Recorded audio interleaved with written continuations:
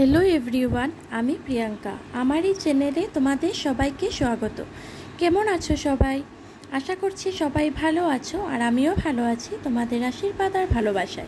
आजके आमी आमार आरेकटा रेसिपि निये आसलाम धोकार कारी बा धोकार रसा। तो देखे नाओ कि करे आमी एटा बानिয়েছি। একটা কড়াইয়ের মধ্যে অল্প সরষে তেল দিয়ে কালো জিরে ফোড়ন দিয়ে ধোকার পাউডারগুলো দিয়ে দিয়েছি, দিয়ে ভালো করে ফ্রাই করে নিয়েছি যতক্ষণ পর্যন্ত না ধোকার পাউডারগুলো থেকে গন্ধ বের হয়ে আসে।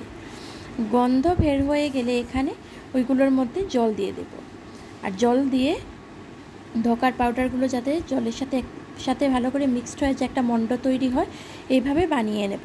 বানিয়ে একটা পাত্রে ঢেলে দেব, ঢেলে এখানে हाथ दिए चेपे चेपे शेप दिए देव, दिए एखाने बरफिर शेप करे नेब और किछुटा आमी लेंगचार शेप दिए दिएछि। तोमरा चाइले तोमादेर पछंद मतो शेप दिए दिते पारो। तारपरे एखाने कड़ाइर मध्य अल्प तेल दिए धोकार बरफिर शेप और लेंगचार शेप जे करे रेखेछिलाम ओइगुलो एकटा एकटा करे सब फ्राई करे नेब।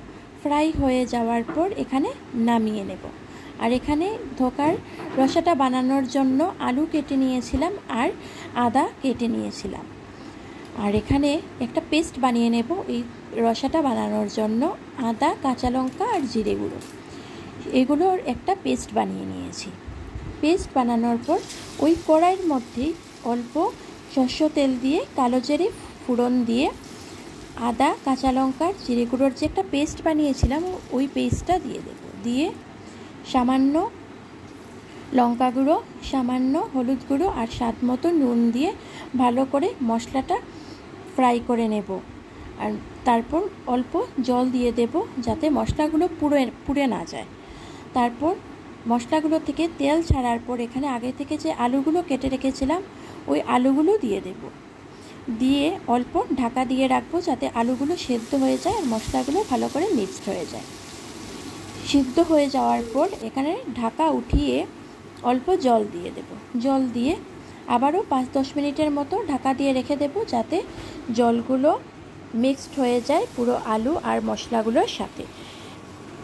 तारपर एखाने ढाका उठिए आगे थेके जे फ्राई करे रेखेछिलाम धोकार टुकरोगुलो ओइगुलो दिए देब। दिए आबारो फुटिए नामानोर आगे गरम मशलार गुঁড়ো दिए नामिয়ে निलेई रेडी हो गेल धोकार रसा बा धोकार कारी।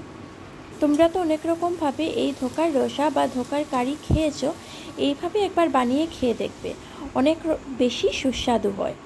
আর গরম ভাতের সাথে এই তরকারিটা হলে আর তো কিছু চাই না, শুধু এই তরকারি দিয়ে এক থালা ভাত পুরো শেষ হয়ে যাবে। বন্ধুরা তোমাদের যদি আমার এই রেসিপিটা ভালো লেগে থাকে তাহলে লাইক শেয়ার এন্ড সাবস্ক্রাইব অবশ্যই করো, আর আমার পাশে থেকে আমাকে এগিয়ে যেতেও সাহায্য করো তোমরা।